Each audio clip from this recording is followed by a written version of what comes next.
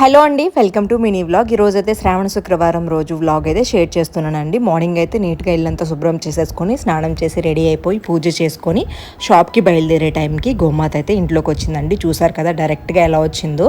దగ్గర 1 year నుంచి ప్రతి శుక్రవారం కూడా గోమాత వస్తూ ఉంటుంది. అప్పుడప్పుడు మధ్యలో మిస్ అవుతుందిలేండి. అండ్ ఈ రోజు కూడా మేము షాప్కి వెళ్ళిపోయే టైంకి వచ్చిందనమాట. లాస్ట్ 1 month నుంచి అయితే మిస్ అవుతున్నాం షాప్కి వెళ్ళిపోవడం వల్ల. బట్ ఈరోజు బయలుదేరే టైంకి అమ్మవారి ఇంట్లోకి వచ్చారనమాట. మంచిగా ఇంకా ఒక టమాటా పెట్టానండి.